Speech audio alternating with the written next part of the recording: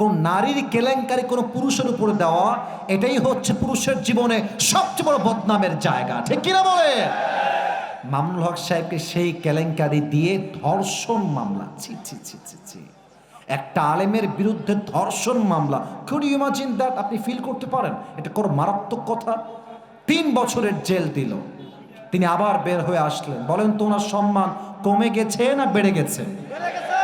দুনিয়ায় চলতে গেলে একদিকে আছে হালাল আর একদিকে আছে হারাম। Decision is totally yours. Which one you want to select for your life? আপনি নিবেন কোনটা, এটা আপনার সিদ্ধান্ত। দুনিয়াতে হালালও আছে হারামও আছে। বলেন তো সবাই, প্রেম করা হালাল না হারাম? আরে বেটা হালাল। হালাল কবে? বিয়ের আগে না, বিয়ের পরে। ঠিক আসতে বললেন কেন? বলেন সবাই ঠিক আছে কিনা কথাটা। আমি খুব অবাক হয়ে যাই যে আপনাদের রংপুরে সেই দিন আমি একটু বের হয়েছিলাম হাঁটার জন্য। আমি অবাক হলাম যে আসলে কি জানেন, দিনদার মানেই যে বোরকা পরবে, বোরকা পরলেই যে দিনদার হয়ে যাবে, ব্যাপারটা মোটেও এরকম নয় যুবক ভাই। তুমি দেখবা পার্কে রাস্তাঘাটে যত মেয়ে ওপেনলি প্রেম করে বেড়ায়, তার বেশিরভাগ বোরকাওয়ালিরাই প্রেম করে বেড়ায় রংপুরের ভাড়া। আরে বাবা, দেখে মনে হবে হাতে মোজা পায়ে মোজা, মুখটা কি সুন্দর নেকাব দিয়ে মুখটা ঢাকা, মনে হবে यार ये तो अभी के अभी जन्नत से भाग के दुनिया में आई है, ये तो कन्फार्म जन्नती है यार। এত কনফার্ম জান্নাতি মেয়েটা কি করছে? তখন একটা কথা মাথায় রাখবা, আসিফ হুজুর বলেছিল এগুলো হচ্ছে উপরে ফিটফাট, ভেতরে পুরোটাই সদরঘাট রংপুরের ভাড়া। এটা হচ্ছে হারামকে তারা অ্যাকসেপ্ট করেছে, হালালকে তারা অ্যাভয়েড করেছে, তারা মুত্তাকির কাতারে পড়ে না। আচ্ছা, আপনারা সবাই জানেন যে সরকারি চাকরি পাওয়ার জন্য মামা খালু লাগে, এবং পাশাপাশি চা নাস্তা করার জন্য বেশি না 5 লাখ টাকা হলেই চলে। চা খাওয়ার জন্য 5 লাখ 10 লাখ 20 লাখ হলেই চলে। আমি আমাদের প্রধান উপদেষ্টা ডক্টর ইউনূস সাহেবকে বলতে চাই, আপনি থাকা অবস্থায় আইন পাস করেন, যেই ছেলে বা যেই অফিসার বা যেই কর্মকর্তা চাকরি নেওয়ার জন্য ঘুষ চাইবে, ওর জিহ্বার টান দিয়ে ছেড়ে ফেলতে হবে যুবক ভাইরা। আপনি হারামকে যদি অ্যাভয়েড করতে পারেন, হালালকে যদি অ্যাকসেপ্ট করতে পারেন, আপনাকে মুত্তাকি বান্দা হিসেবে কবুল করবে একজন। তিনি কে? করব যেই পাড়ার থেকে আমার রংপুরের বদরগঞ্জের ভাইয়ারা, পাড়া নাম্বার হচ্ছে 4। বলেন সবাই, পাড়া নাম্বার কত? আমি শুনি নাই ভাই, আওয়াজ লাগবে বাঘের মতো। পাড়া নাম্বার কত? এটাই রংপুরের সাউন্ড। সূরাটার নাম হচ্ছে সূরাতু আলে ইমরান। বলেন সবাই, সূরাটার নাম কি? আলে ইমরান। যে আয়াত থেকে আমি তাফসীর পেশ করতে চাই, এই আয়াতটা হচ্ছে 102 নাম্বার আয়াত। বলেন সবাই 100 কয় নাম্বার আয়াত? 2 নাম্বার আয়াত। এই আয়াতে আল্লাহ তাআলা মুসলমানদের জন্য 2টা মেসেজ দিয়েছেন, মোট 2টা মেসেজ। পেছনে আওয়াজ হবে না, পেছনে আওয়াজ হবে না। ভাই পেছনে আওয়াজ হবে না, একদম না। মজা না, মজার জায়গায় মজা, আদবের জায়গায় আদব। সবসময় মজা করলে ব্যক্তিত্ব নষ্ট হয়ে যায়। আমার কথা, তাফসীর এখন শুরু হচ্ছে। No fun, be serious, take it seriously please, মনোযোগ দেন। 100 কয় নাম্বার আয়াত? ভুলে গেছেন দেখছি। 100 কয় নাম্বার আয়াত? কয়টা মেসেজ আল্লাহ এখানে দিয়েছেন? 2টা। আগে বলে দেই ভূমিকার কথা। যে কোনো আয়াতের তাফসীর পেশ করতে 4টা বিষয়, that is very important to talk about. 4টা বিষয়ে কথা না বললে কোনো আয়াতের তাফসীর কখনো পরিপূর্ণরূপে সম্পূর্ণ হয় না। ফার্স্ট অফ অল, যে বিষয়টাকে উল্লেখ করতে হয় সেটা হচ্ছে রাইট প্রোনাউন্সিয়েশন, রাইট রিসাইটেশন, সঠিক তেলাওয়াত। নাম্বার 2 হচ্ছে রাইট ট্রান্সলেশন, সঠিক তর্জমা। অ্যান্ড নাম্বার 3 হচ্ছে what's the explanation of this আয়া, এই আয়াতের ব্যাখ্যা কি আপনাকে জানতে হবে। And the fourth is what's the lesson, I repeat again, what's the lesson that you have got from this surah? 4 number হচ্ছে এই আয়াত থেকে আপনি শিক্ষা কি পেয়েছেন। এই 4টা বিষয় না জানলে একটা আয়াতের তাফসীর কখনো সম্পূর্ণ হতে পারে। কথা বলার সবাই সম্পূর্ণ হতে পারে। আমি প্রথম থেকে শুরু করছি, একদম 1 নাম্বার থেকে। প্রথমটাই হচ্ছে তেলাওয়াত। আমি তেলাওয়াত করছি ডানে, আবারও বলছে এই ডানের ভাইয়ারা, এই ভাইয়ারা আমার পায়ে আপনাদের হাত, এর চেয়ে বিনয়ী হতে পারবো না। বারবার সাউন্ড চাই না। অনেক মিডিয়ার লোক আছে, রংপুরের বাটির বদনাম আমি সহ্য করতে পারবো না। মেহেরবানি করে চুপ থাকেন। আর যারা ধাক্কা দিচ্ছেন ডানে যান, কলিজার ভাই পায়ে আপনার হাত, এর চেয়ে আদব নাই আমার কাছে, একটু ডানে যান। মেহেরবানি করে আওয়াজ করবেন না। ঠান্ডা মাথা লাগবে তাফসীর করতে, ঠান্ডা মাথার প্রয়োজন। আমি তেলাওয়াত করছি, রংপুরের বদরগঞ্জের ভাইয়ারা তেলাওয়াতটা দিল থেকে শুনবেন। আউযু বিল্লাহি মিনাশ শাইতানির রাজীম। বিসমিল্লাহির রহমানির রহিম। ইয়া আইয়ুহাল্লাযীনা আমানুত্তাকুল্লাহা হাক্কা তুকাতিহি ওয়ালা তামুতুন্না ইল্লা ওয়া আনতুম মুসলিমুন। আল্লাহু আকবার। এটা হচ্ছে রাইট ট্রান্সলেশন নয়, এটা হচ্ছে রাইট রিসাইটেশন, সঠিক তেলাওয়াত। এবার আসুন 2 নাম্বার তরজমা কি। আল্লাহ তাআলা বলছেন ইয়া আইয়ুহাল্লাযীনা আমানুত্তাকুল্লাহা হাক্কা তুকাতিহি, O you who believed, fear your Lord as he should be feared। হে ঈমানদারেরা, তোমরা রবকে ভয় করো, জাস্ট ভয় করলে হবে না, ভয় করার মতো ভয় করতে হবে। হাক্কা তুকাতিহি, fear your Lord as he should be feared, just ভয় করলেই চলে না, ভয় করার মতো ভয় করতে হবে।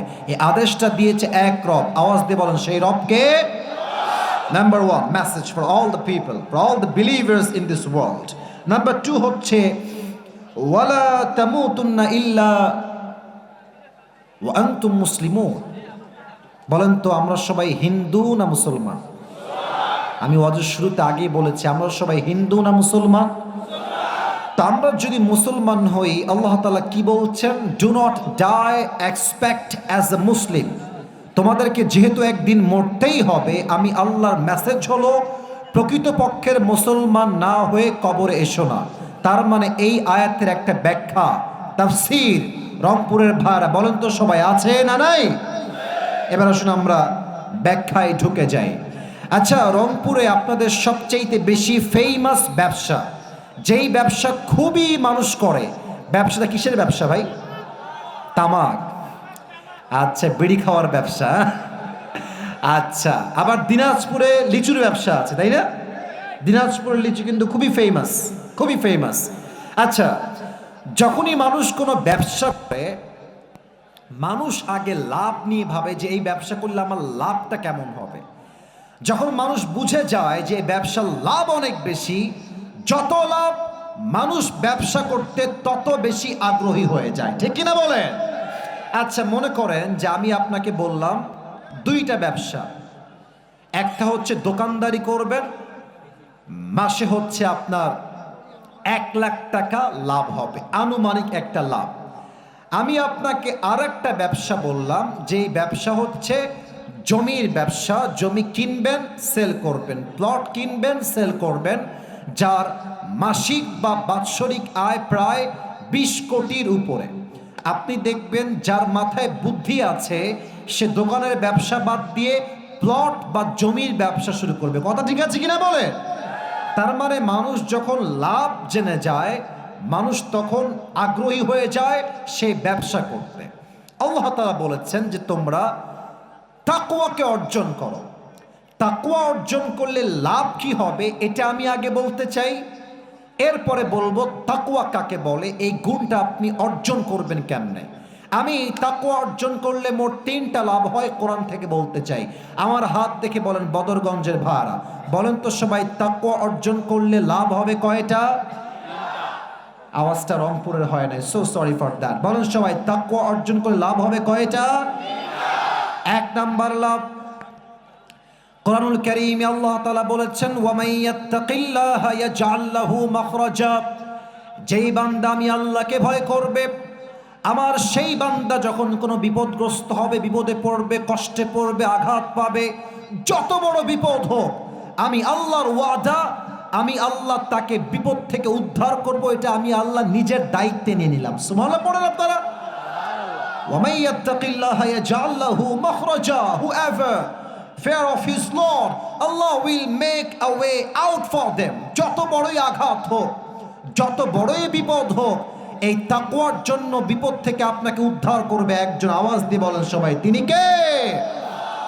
দুই নাম্বার লাভ হলো ওয়ায়ারযুকুহু মিন হাইতু লা ইয়াহতাসিব।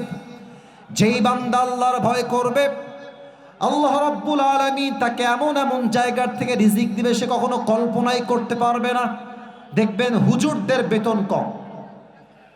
আমি আসিফ নিজে, আপনারা হয়তো বা অনেকে এটা অন্যদিকে নেবেন, বাট আমি এটা শো অফের জন্য বলছি না। আমার রংপুরের ভাইরা, সামনে মিডিয়া ডান বাম করলেই ট্রল শুরু হয়ে যাবে।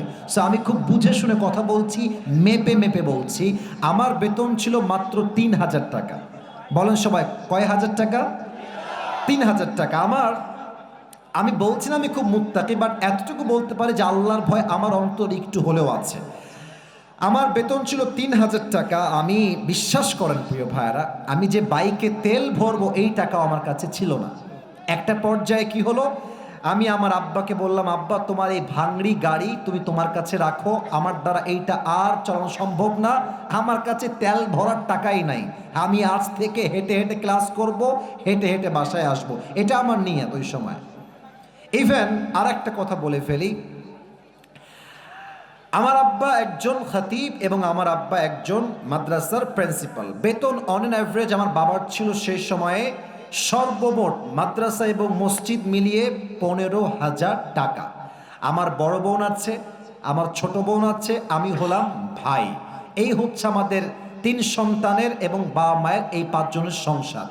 একজন মানুষের ইনকাম হচ্ছে 15,000 টাকা, ফ্যামিলির মেম্বার হচ্ছে 5 জন। ভাই আপনারাই কোন এই দেশে 15,000 টাকা দিয়ে 5 জন মানুষের সংসার কি চলে? ছি ছি, এত আস্তে কথা বললে কারে ওয়াজ করি? 15,000 টাকা বেতনে কি সংসার চলে এই দেশে? বড্ড অভাব ছিল, সত্য কথা, বড্ড অভাব ছিল। ইভেন এমনও সময় গেছে যে আমি যে ভালো জুব্বা পরে একটু ক্যামেরার সামনে ভিডিও করব, আমার কাছে ভালো কোনো জুব্বা ছিল না। আমার বন্ধু, তার নাম হচ্ছে আবু হুরায়রা, তার জুব্বা আমি ধার নিয়ে নিয়ে পড়তাম। বিশ্বাস করেন, আমার কাছে সাইকেল কিনে চলতে হবে, আমার পরিস্থিতি হচ্ছে এইরকম। বাট আল্লাহ তাআলা জাস্ট 2 বছর ব্যবধানে আমাকে এতটা উপরে উঠাই দিয়েছেন যে আমি 2 বছর পরে আমার অ্যাবিলিটি এত বেশি হয়ে গেছে যে আমি আমার টাকা দিয়ে অর্ধ কোটি টাকার গাড়িও কিনতে পেরেছি। এটা শো অফ না, ওয়াল্লাহি শো অফ নয়। মূল বিষয় হচ্ছে দুইটা। এক, যদি আপনি আল্লাহর উপরে ঈমান রেখে তাকওয়া অর্জন করতে পারেন। 2, আপনি যদি আব্বা আম্মার দোয়া নিয়ে চলতে পারেন, কসম খোদার, ওয়াল্লাহি বিল্লাহি তাল্লাহি, 3 কসম করে বলছি, আপনার সফলতা রুখে দেওয়ার সাধ্য কারো কাছে নাই যুবক ভাইরা, ঠিক কিনা বলে? আল্লাহ বলছেন তুমি আমার তাকওয়া অর্জন করো, তোমার রিজিক আমি এমন জায়গার থেকে দিব তুমি কখনো কল্পনাই করতে পারবে না। পরে সবাই দিল থেকে সুবহানাল্লাহ। আপনারা সবাই আল্লামা মামুনুল হক সাহেবের নাম শুনেছেন না? এত আস্তে কেন? শুনছেন না নাম আপনারা সবাই? ভাই, এই দেশটা হচ্ছে সেই দেশ যেই দেশে আপনি যাকে নিয়ে যত ট্রল করবেন, যাকে আপনি যত নামাবার ট্রাই করবেন, দিন শেষে সে একটা টপ ব্র্যান্ড হয়ে যাবে, ঠিক কিনা বলেন? ইসরে, আপনারা ভুলে গেছেন, আমি কিন্তু বলি নাই। মামুনুল হক সাহেবকে সেই রুম কাণ্ড এক মহিলাকে নিয়ে কি পরিমাণ বেইজ্জতি তারা করেছে যুবক ভাইরা। নারীর চরিত্র নিয়ে আমার চরিত্রে আঘাত করা, কোন নারীর কেলেঙ্কারি কোনো পুরুষের উপরে দেওয়া, এটাই হচ্ছে পুরুষের জীবনে সবচেয়ে বড় বদনামের জায়গা, ঠিক কিনা বলে? মামুনুল হক সাহেবকে সেই কেলেঙ্কারি দিয়ে ধর্ষণ মামলা, ছি ছি ছি ছি ছি, একটা আলেমের বিরুদ্ধে ধর্ষণ মামলা। Could you imagine that? আপনি ফিল করতে পারেন এটা কোন মারাত্মক কথা? 3 বছরের জেল দিল, তিনি আবার বের হয়ে আসলেন। বলেন তো ওনার সম্মান কমে গেছে না বেড়ে গেছে? এখন যেখানেই যাবে জাস্ট নাম শুনবে মামুনুল হক আসছে, লক্ষ লক্ষ মানুষ এক মাঠে জামায়াত হয়ে যাবে, ঠিক কিনা বলে? তো মামুনুল হক সাহেব একটা কথা বলতেন যে, আমাকে অনেকে বলে যে আপনি সরকারি চাকরি করেন। ইভেন অনেকে আমাদেরকে বোঝায় যে মাদ্রাসার শিক্ষক হলে, ইমাম হলে, খতিব হলে কোনো দাম নাই। মামুনুল হক সাহেব একটা কথা বলেছেন, আমার কানে এখনো এটা বাজে। উনি বললেন যে যেই সরকারি বেতনের টাকা পেয়ে আমাকে সুদখোরকে স্যালুট করতে হয়, ওই সরকারি চাকরিকে আমি গুল্লি মারি। কথা ঠিক আছে কিনা বলতে হবে যুবক ভাইরা আমার। আমি ভ্যান চালাই খাবো, আমি রিক্সা চালাই খাবো, আমি মুড়ি বেচে খাবো, বাট হারামের টাকা অর্জন করব না, কারো পায়ের গোলাম হয়ে আমি থাকতে পারবো না। ঠিক কিনা বলে? আমি মানছি হুজুরদের বেতন কম, আমি মানছি 7,000 টাকা বেতন, 10,000 টাকা বেতন, বাট যেহেতু হুজুরদের মাঝে তাকওয়া আছে, তাদের এই অল্প বেতনে বরকত দিয়েছে এক সপ্তাহ। আওয়াজ দিয়ে বলেন সবাই, তিনি কে?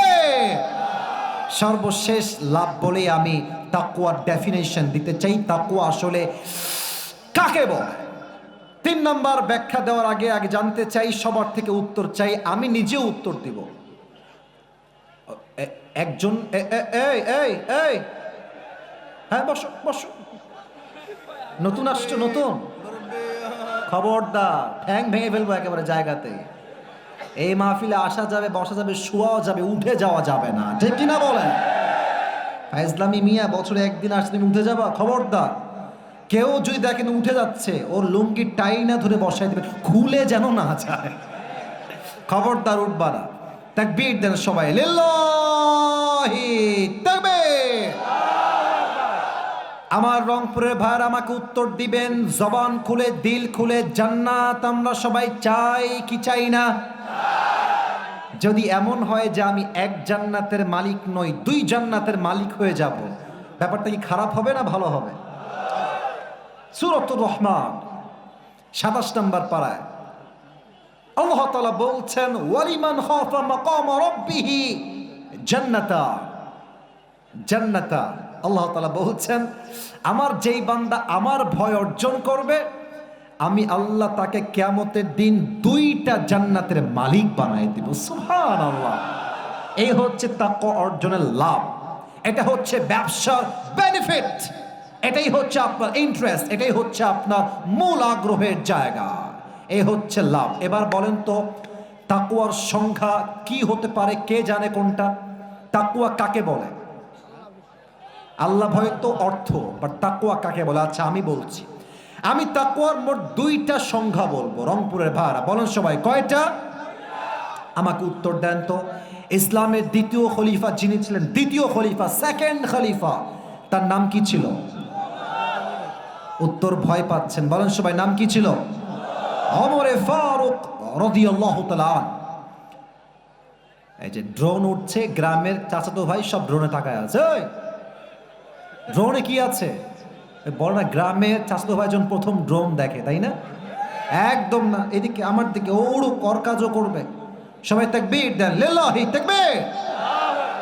ওমরে ফারুক ডাক দিয়ে বলছে, একজন সাহাবী, তার নাম হচ্ছে উবাই ইবনে কাব রাদিয়াল্লাহু তাআলা আনহু, ডাক দিয়ে বলছে, হে উবাই ইবনে কাব, আমাকে বলেন তো, মা তারিফুত তাকওয়া, তাকওয়া কাকে বলা হয়? উবাই ইবনে কাব বললেন, হে ওমর, আপনি কি কখনো কাঁটাযুক্ত রাস্তায় হেঁটেছেন? কাঁটা, চতুর্পাশে কাঁটা আর কাঁটা। বলছে অবশ্যই হেঁটেছি। বলছে কেমনে হেঁটেছেন? আপনার হাঁটার স্টাইলটা কেমন ছিল? আচ্ছা এখানে তো আমার টেবিল দেওয়া আছে, আমি দেখাইতে পারছি না, আমি জুতা পরে আছি, অ্যাপেক্সের জুতা। এটা মানে ব্র্যান্ড প্রমোট করার উদ্দেশ্য না, উদ্দেশ্য হচ্ছে এই জুতা খুব বেশি শক্ত না, যদি কাঁটা থাকে জুতা সব কাঁটা সব পায়ে ঢুকে যাবে।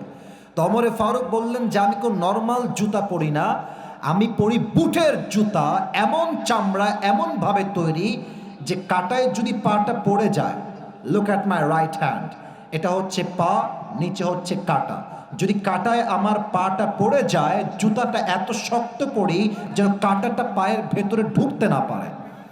আর হাতে কি রাখেন? বলছে হাতে আমি লাঠি রাখি, যাতে কোনো বাঘ, ভাল্লুক, সাপ, বিচ্ছু আমাকে কখনো অ্যাটাক করতে না পারে। উবাই ইবনে কাব বলছেন এটার নামই হচ্ছে তাকওয়া। সুবহানাল্লাহ পড়বেন না আপনারা সবাই? ওমরে ফারুক ডাক দিয়ে বলছে, হে উবাই ইবনে কাব, তাকওয়ার অর্থ তো আমি বুঝলাম না, তাকওয়া আসলে কাকে বলে? এবার উবাই ইবনে কাব ডাক দিয়ে বলছে, ইয়া খলিফাতুল মুসলিমিন, জঙ্গলে চলতে গেলে যেমন কাঁটা আছে, রাস্তাও আছে, বাঘ আছে, ভাল্লুক আছে, আবার ভালো জায়গাও আছে। দুনিয়ায় চলতে গেলে একদিকে আছে হালাল, আর একদিকে আছে হারাম। Decision is totally yours. Which one you want to select for your life? আপনি নিবেন কোনটা এটা আপনার সিদ্ধান্ত। দুনিয়াতে হালালও আছে হারামও আছে। বলেন তো সবাই, প্রেম করা হালাল না হারাম? আরে বেটা হালাল। হালাল কবে? বিয়ের আগে না, বিয়ের পরে। ঠিক আসতে বললেন কেন? বলুন সবাই ঠিক আছে কিনা কথাটা। আমি খুব অবাক হয়ে যাই যে আপনাদের রংপুরে সেদিন আমি একটু বের হয়েছিলাম হাঁটার জন্য। আমি অবাক হলাম যে আসলে কি জানেন, দিনদার মানেই যে বোরকা পরবে, বোরকা পরলেই যে দিনদার হয়ে যাবে, ব্যাপারটা মোটেও এরকম নয় যুবক ভাই। তুমি দেখবা পার্কে রাস্তাঘাটে যত মেয়ে ওপেনলি প্রেম করে বেড়ায়, তার বেশিরভাগ বোরকাওয়ালিরাই প্রেম করে বেড়ায় রংপুরের ভাড়া। আরে বাবা, দেখে মনে হবে হাতে মোজা, পায়ে মোজা, মুখটা কি সুন্দর নেকাব দিয়ে মুখটা ঢাকা, মনে হবে यार ये तो अभी के अभी जन्नत से भाग के दुनिया में आई है, ये तो कन्फार्म जन्नती है यार। এত কনফার্ম জান্নাতি মেয়েটা কি করছে? তখন একটা কথা মাথায় রাখবা, আসিফ হুজুর বলেছিল এগুলো হচ্ছে উপরে ফিটফাট, ভেতরে পুরোটাই সদরঘাট রংপুরের ভাড়া। এটা হচ্ছে হারামকে তারা অ্যাকসেপ্ট করেছে, হালালকে তারা অ্যাভয়েড করেছে, তারা মুত্তাকির কাতারে পড়ে না। আচ্ছা, আপনারা সবাই জানেন যে সরকারি চাকরি পাওয়ার জন্য মামা খালু লাগে, এবং পাশাপাশি চা নাস্তা করার জন্য বেশি না 5 লাখ টাকা হলেই চলে। চা খাওয়ার জন্য 5 লাখ, 10 লাখ, 20 লাখ হলেই চলে। আমি আমাদের প্রধান উপদেষ্টা ডক্টর ইউনূস সাহেবকে বলতে চাই, আপনি থাকা অবস্থায় আইন পাস করেন, যেই ছেলে বা যেই অফিসার বা যেই কর্মকর্তা চাকরি নেওয়ার জন্য ঘুষ চাইবে, ওর জিহ্বার টান দিয়ে ছিঁড়ে ফেলতে হবে যুবক ভাইরা। আপনি হারামকে যদি অ্যাভয়েড করতে পারেন, হালালকে যদি অ্যাকসেপ্ট করতে পারেন, আপনাকে মুত্তাকি বান্দা হিসেবে কবুল করবে একজন, তিনি কে? আচ্ছা, ডিসেম্বর মাস চলছে, এটা কি গরমকাল না শীতকাল? আপনারা মারাত্মক অ্যাক্টিভ, খুব ভাল লাগে ওয়াজ করতে। গরমকাল না শীতকাল? আপনারা দেখবেন আপনাদের দিনাজপুরে প্রচুর কুয়াশা পড়ে, তারপরে আপনাদের ঠাকুরগাঁও নাম তো শুনছেন সবাই, তাই না? ওখানে প্রচণ্ড কুয়াশা, আমি নিজে মাহফিল করেছি তো, প্রচণ্ড কুয়াশা। আচ্ছা, এখন বাজে রাত 11:50, রাত যখন বাজবে 2টা, পুরো রংপুর কুয়াশায় ঘিরে গেছে, সামনে কি দেখা যায় না, পুরোটা অন্ধকার। আর আপনি আপনার বাসায় বসে আছেন, জানালাও lock, your window is also locked, আপনার জানালাও লক, আবার গেটও লক, সব লক, বন্ধ, লাইটটাও অফ। আপনি মোবাইল ফোনটা বের করে ব্লু ফিল্ম দেখছেন, গান শুনছেন, হিন্দি মুভি দেখছেন। আল্লাহ তো মনে হয় এই কুয়াশার জন্য আপনাকে দেখতে পায় না।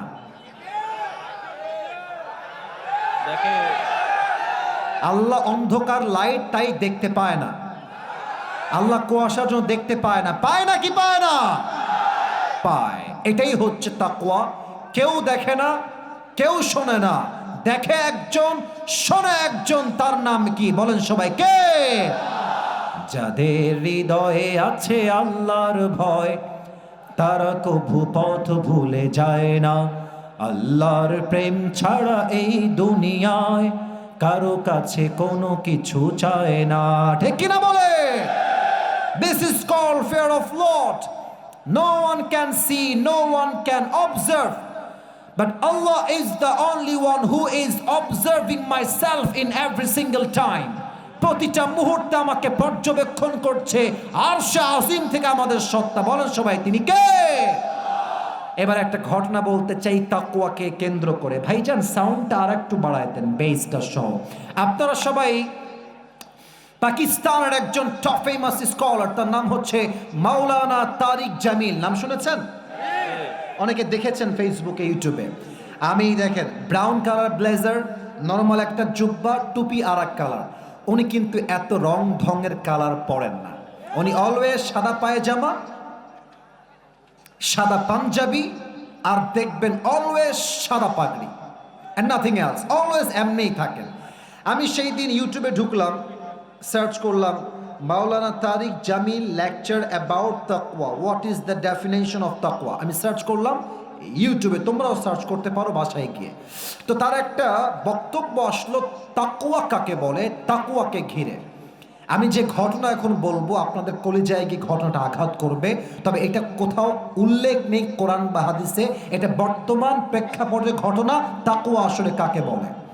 পাকিস্তানের একজন যুবক যে তাবলীগ করে, পাশাপাশি সে একজন হুজুর টাইপের ছেলে, দাড়িও আছে, টুপিও পরে, 5 ওয়াক্ত নামাজ কালাম ঠিকঠাক পড়ে, পেশায় সে একজন তাবলীগের দায়ী। তো সেই যুবকটা অসুস্থ হওয়ার জন্য একটা মেডিকেলে ভর্তি হয়েছে। মেডিকেলটা হচ্ছে খ্রিস্টানদের মিশনারি হসপিটাল। তো খ্রিস্টানদের যে হসপিটালগুলো হয়, এখানকার নার্স যারা থাকে তারা কেউ মুসলমান হয় না, তারা সবাই খ্রিস্টান হয়। রংপুরের ভাইয়ারা মুসলমান হয় না খ্রিস্টান হয়? তো সেই যুবকটা প্রায় 7 দিন যাবৎ মেডিকেলে ভর্তি আছে। যখন 10 দিন হয়ে গেছে, তার রিলিজ পেপার আসছে, তার ছুটি হয়ে যাবে। তো যেই নার্স রিলিজ পেপার নিয়ে আসছে, সে দেখতে খুবই সুন্দরী, দেখতে অসাধারণ, তার রূপ অসাধারণ। তারিক জামিল বললেন যে পাকিস্তানি সেই নার্স এসে যুবককে বলছে, मैं आपसे एक बात करना चाहती हूँ, अगर आपकी इजाज़त मिले तो, যদি আপনি আমাকে অনুমতি দেন আমি একটা কথা আপনার সঙ্গে বলতে চাই। যুবকটা মাথা নিচু করে বললেন যে आप क्या कहना चाहती है बहन, आप बताइए, मैं सुनने के लिए तैयार हूँ। আপনি বলেন কি বলবেন।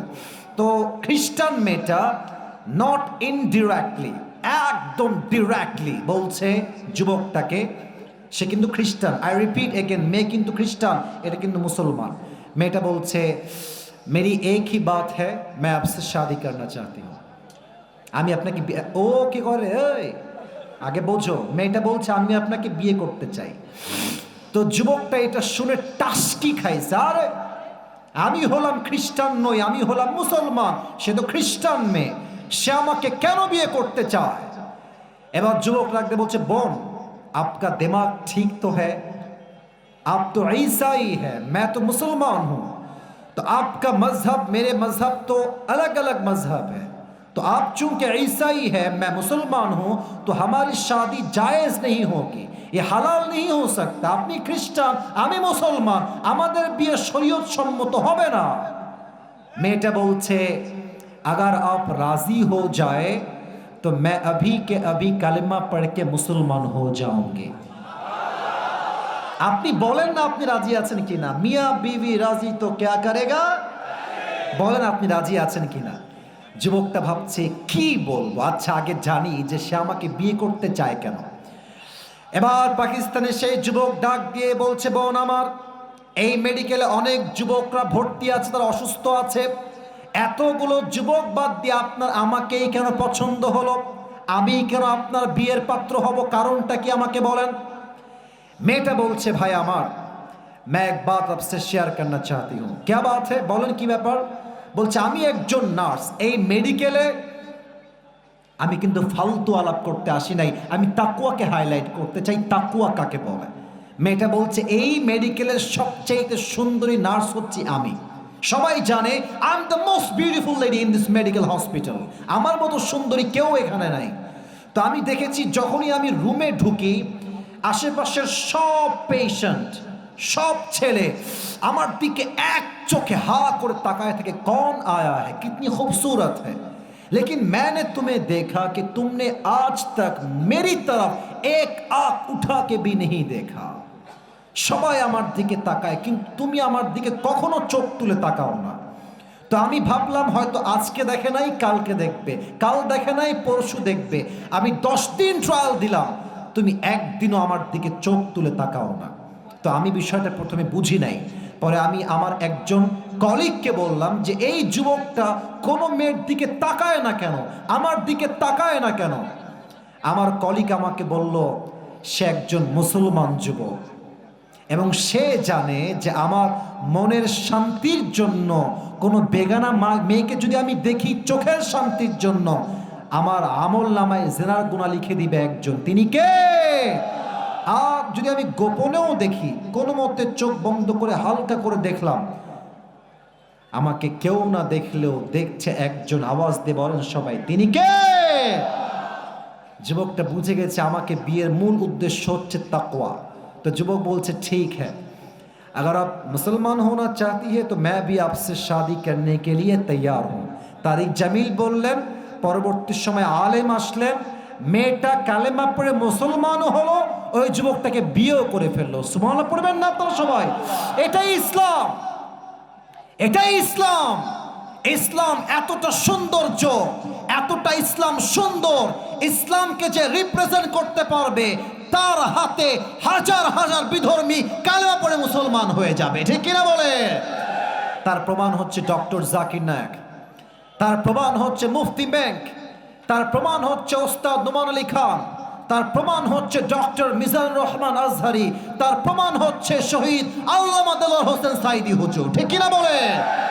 ইসলাম হচ্ছে পৃথিবীর সবচেয়ে সুন্দর ধর্ম। ভাই 12টা বেজে গেছে, আর কিছুক্ষণ ওয়াজ না, শেষ করতে হবে, 1 ঘন্টা হয়ে গেছে। তো ওয়াজ কি চলবে না শেষ হবে? ভাই শুনি নাই, চলবে না শেষ হবে? আচ্ছা, একটা গ্যাপ চাই, ব্রেক চাই। ব্রেকটা চাই এই জন্য যে 12টার পরে কিছুক্ষণ ওয়াচ করে আমি শেষ করব, দোয়া করব, তবে একটা ব্রেক চাই। ব্রেকটা হচ্ছে আমি কিছু বলবো না, একজন যুবককে চাই যার বউ নাই, সিঙ্গেল, দাঁড়িয়ে একবার তাকবীর দিবা কেমনে তাও শিখাই দিচ্ছি। লিল্লাহি তাকবীর বলবা, সিঙ্গেল কে একটু দাঁড়িয়ে তাকবীর না, বস, হ্যাঁ তাকবীর দাও।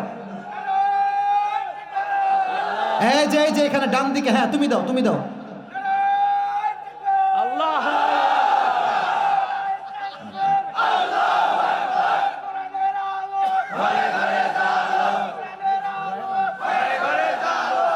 তোমার বউ কনফার্ম? আল্লাহকে দিনদার নেককার বউ দিয়ে দিক, সবাই প্রণামে। মাওলানা তারিক জামিল আরেকটা ঘটনা তাকওয়া নিয়ে বলেছেন, পারমিশন দিলে বলবো, নয় সামনের দিকে আগাবো। বলা যাবে কি যাবে না? পাকিস্তানের একজন তাবলীগের দায়ী, তিনি গিয়েছেন ইউরোপে। প্রিয় ভাইরা, আমেরিকাতে যেই পরিমাণ জেনা হয় পুরো বিশ্বেও সেই পরিমাণ জেনা হয় না, ঠিক কিনা বলে? তো যুবকটা পার্কে গিয়ে হাঁটতেছে, হঠাৎ করে মাগরিবের নামাজের সময় পেছনে কে কই যায়, পেছনে লোক একজন, তাহলে আমি দোয়ার দিকে যাব, বুঝে গেছি, আচ্ছা বসেন। এই ঘটনা বলবো না আজকে, আগামীতে কোনো একদিন বলবো। আমার দিকে তাকান তো সবাই, আমার দিকে সবাই তাকান। আমি যে এটা পরে আছি এটা কি পাঞ্জাবি না জুব্বা? জুব্বা। ভাই বলো সবাই, পাঞ্জাবি না জুব্বা? আচ্ছা, পাঞ্জাবি আর জুব্বার বেসিক ডিফারেন্স কি, পার্থক্য কি? জুব্বাটা হচ্ছে একদম টাকনু পর্যন্ত, আর পাঞ্জাবিটা হচ্ছে হাঁটুর নিচে যায় বা হাঁটুর উপরে যায়, আর দুই পাশ দিয়ে ফাড়া বা কাটা। ওমর ফারুক রাদিয়াল্লাহু তাআলা আনহু দাঁড়িয়ে জুমার মেম্বারে জুমার খুতবা দিচ্ছেন। হঠাৎ করে এক সাহাবী দাঁড়িয়ে বলছে, ইয়া ওমর, হে ওমর, তোমার জুব্বার সাইজ লম্বা কেন? তুমি কি রাষ্ট্রের টাকা মেরে খেয়েছো ওমর? এবার আমার চেহারা দেখেন সবাই। ওমর ফারুক কোনো চিৎকার নাই, কোনো মারামারি নাই, তার এত বাজে কথা শুনে জাস্ট একটা মুচকি হাসি দিয়েছেন। আর পাশ থেকে ওমরের সন্তান আব্দুল্লাহ ইবনে ওমর দাঁড়িয়ে গিয়েছে, বলছে, এই কাকে কি বলছেন? আপনার মাথা ঠিক আছে? আপনি বসেন, আপনাকে আমি বলবো আমার আব্বার জুব্বা লম্বা হয়েছে কেন। এবার আমার 2 হাত দেখেন তো, আমার 2 হাতে এইটা কি? আমি হাদিস বোঝাতে যাই প্র্যাকটিক্যাল, এটার নাম কি? আচ্ছা, আমি হাদিসটা বোঝাবার জন্য টিস্যুর একটু অংশ ছিঁড়ে ফেলছি, জাস্ট হাদিসটাকে আমি আপনাদের সামনে বোঝাতে চাই প্র্যাকটিক্যালি। এবার বলেন তো, আমার বাম হাতে একটা ফুল টিস্যু আর ডান হাতে একটা কাটা টিস্যু, তো আমার ডান হাতের টিস্যু বেশি লম্বা না বাম হাতের টিস্যু বেশি লম্বা? Right answer. বলো সবাই, ডান হাতের না বাম হাতে? তো ওমর ফারুকের জুব্বা হচ্ছে এইটা, সাইজে শর্ট হয়ে গিয়েছে। আব্দুল্লাহ ইবনে ওমর বলছে, আমার বাবার জন্য এবং আমার জন্য 2টা জুব্বা প্রত্যেক বছর রাজ্য থেকে দেওয়া হয়। তো এই বছর যে জুব্বাটা আব্বাকে দেওয়া হয়েছে, আব্বার জুব্বাটা সাইজে একটু শর্ট হয়ে গেছে। তো আমার আব্বা চাইলে একটা জুব্বা নয়, কয়েক লাখ জুব্বা ক্রয় করতে পারে, সেই সামর্থ্য তার আছে। কিন্তু আমার আব্বা কি বলছে? বলছে, হে আব্দুল্লাহ ইবনে ওমর, এদিকে আসো আব্বা, তোমার জুব্বার এখান থেকে একটু কাটো, গোল করে কাটো। কাটলাম আব্বা, এবার কি করব? বলছে এই কাটাটা দর্জি নিয়ে এসে আমার জুব্বার নিচে লাগিয়ে পট্টি বেঁধে দাও, পট্টি লাগায় দাও। ছেলে বলছে আব্বা আপনি একজন প্রধানমন্ত্রী, আপনি পট্টি দাও জামা পরবেন, ছেঁড়া জামা পরবেন আব্বা? আব্বা বলছে হে আব্দুল্লাহ, ছেঁড়া জামা পরা উত্তম আল্লাহর জাহান্নামের আগুনে পোড়ার চাইতে, যুবক ভাইরা ঠিক কিনা বলে? জাস্ট ছেলের প্রতি এই চিন্তা দিলেন যে জীবনে মরে যাবা, অভাবে থাকবা, বাট রাষ্ট্রের একটা পয়সা মেরে খাওয়া যাবে না, ঠিক কিনা বলে? আমাদের 3 আগস্ট যখন ঢাকার মেট্রো রেলে আগুন লাগলো, আমাদের কনফার্ম জান্নাতি মাননীয় প্রধানমন্ত্রী আপা, আমাদের সকলের ম্যাডাম, উনি একটা সাংবাদিকদেরকে নিয়ে সম্মেলন করলেন, সংবাদ সম্মেলন। এই মহিলা যে অভিনয় জানতো যুবকেরা, এই মহিলা অভিনেত্রী হলে পুরো বিশ্ব কাঁপায় ফেলতো, ঠিক কিনা বলে? এসে বলছে চোখের পানি মুছে, আমার মেট্রো রেল ঠিক করতে 300 কোটি টাকা লেগে যাবে। আমি ওরে বাবা রে বাবা, 300 কোটি! 5 আগস্টে তার পতন হয়ে গেল। আমরা দেখলাম 300 কোটি তো অনেক দূরের কথা, মাত্র 20 কোটির কমে মেট্রো রেল ঠিক হয়ে গেছে। এটাই প্রমাণ এই দেশের মাটির থেকে জনগণকে ধোঁকা দিয়ে 1 কোটি নয়, 2 কোটি নয়, হাজার হাজার কোটি টাকা বিদেশের মধ্যে পাচার করা হয়েছে, যুবক ভাইরা ঠিক কিনা বলে? ওই দেশ আমরা আর দেখতে চাই না। সময় খুবই কম, 2টা কথা এই পয়েন্টে বলতে চাই। আমরা আগামীতে যদি ঠিক হয় ঠিক বলবেন, শেষ ভালো যা সব ভালো তা, আমরা আগামীতে কোনো নারী নেতৃত্ব এই দেশে আর দেখতে চাই না। কোন নারীকে প্রধানমন্ত্রী হিসেবে আমরা দেখতে চাই না রংপুরের ভাড়া, ঠিক কিনা বলে?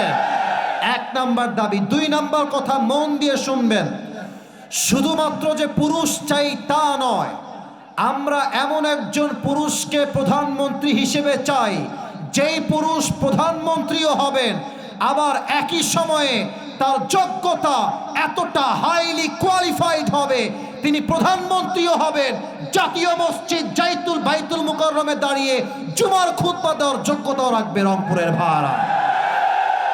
এমন নেতা আমরা সবাই দিল থেকে চাই কি চাই না?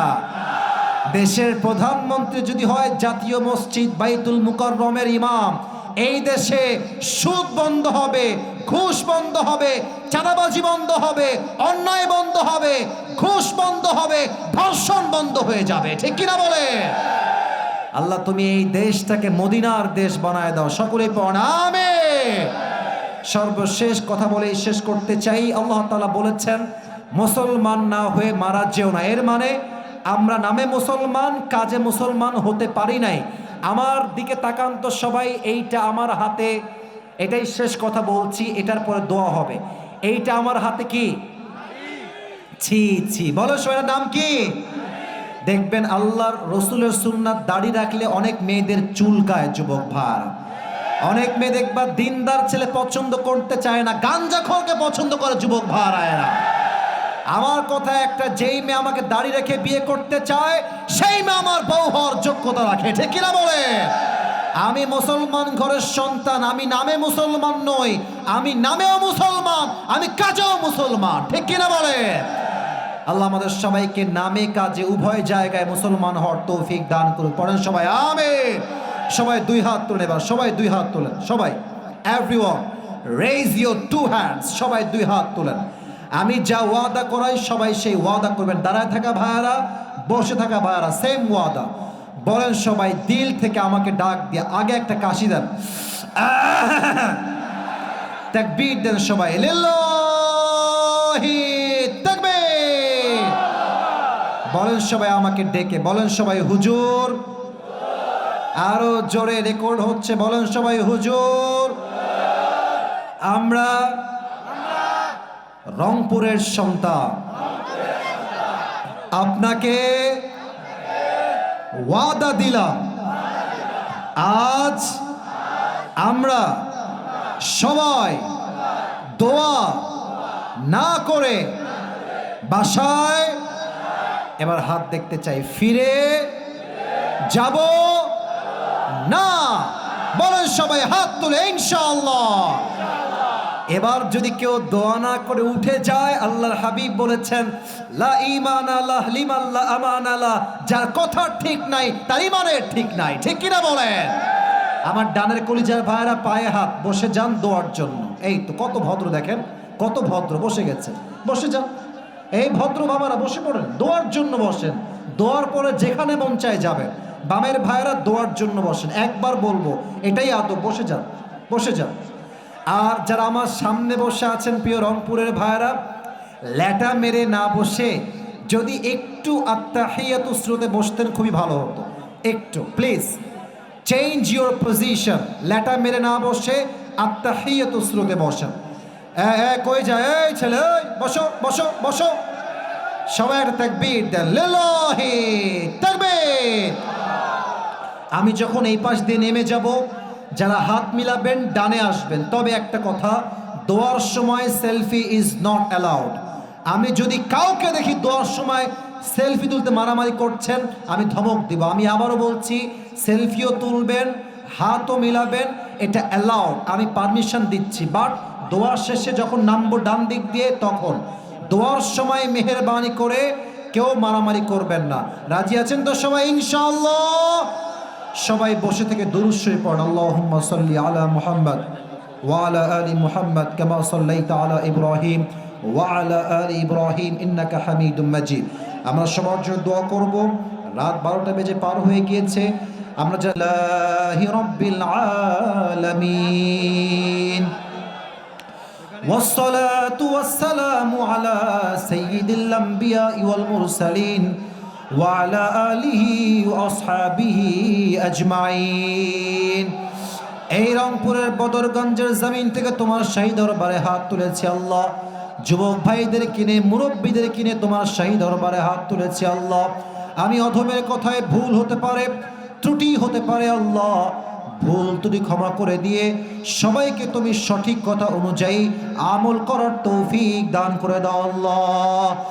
আল্লাহ রাব্বুল আলামিন দয়া করে মেহেরবানি করে আমরা যারা তোমার শাহী দরবারে হাত তুলেছি, আমাদের পক্ষ হতে অনেকের জনম দুঃখিনী আম্মা জান, জনম দুঃখী আব্বা জান বিদায় নিয়ে অন্ধকার কবরে চলে গিয়েছে। সকলের কবরটাকে তুমি জান্নাতের টুকরা হিসেবে কবুল এবং মঞ্জুর করে নাও আল্লাহ।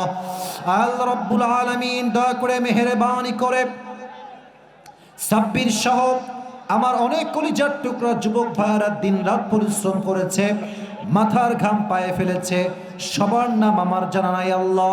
যেই কলিজার টুকরা যুবক ভাইয়েরা, মুরব্বী আব্বা জানরা দিন রাত পরিশ্রম করে সুন্দর মাহফিল করেছে, সকলের কষ্ট এবং পরিশ্রমকে তুমি তোমার সন্তুষ্টির ওয়াসিলা হিসেবে কবুল এবং মঞ্জুর করে নাও আল্লাহ।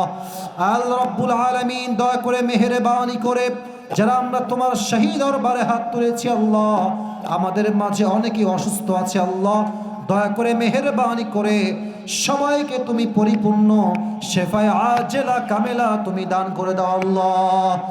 আল্লাহ রাব্বুল আলামিন দয়া করে মেহেরবানি করে আমার যে কলিজার টুকরা আম্মা জানরা হাত তুলেছে, মায়েরা বোনেরা হাত তুলেছে আল্লাহ, প্রত্যেকটা মা বোনকে তুমি ফাতেমা রাদিয়াল্লাহু তাআলা আনহার চরিত্রে চরিত্রবান হওয়ার তৌফিক দান করে দাও আল্লাহ। আল্লাহ রাব্বুল আলামিন দয়া করে মেহেরবানি করে আমার যে কমিটির ভাইয়েরা দান করেছে, আমার যে শ্রোতা ভাইয়েরা দান করেছে আল্লাহ, যেই নেক উদ্দেশ্যে দান করেছে, সকলের নেক উদ্দেশ্যকে তুমি কবুল এবং মঞ্জুর করে নাও আল্লাহ।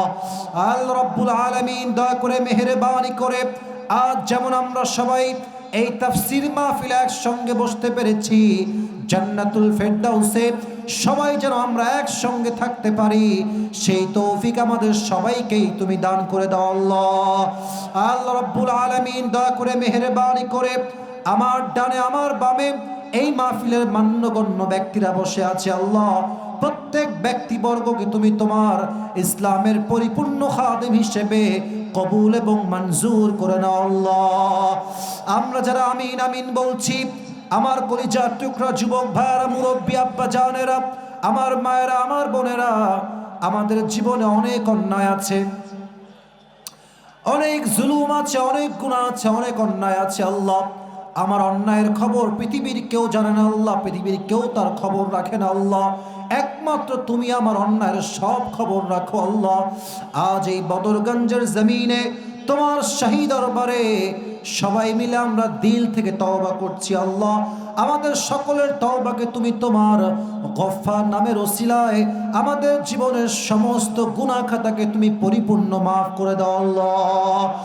রব্বানা যালামনা আনফুসানা ওয়া ইল্লাম তাগফির লানা ওয়া তারহামনা লানাকুনান্না মিনাল খাসিরিন। রব্বানা তাকাব্বাল মিন্না ইন্নাকা আনতাস সামিউল আলিম ওয়া তুব আলাইনা ইন্নাকা আনতাত তাওয়াবুর রহিম।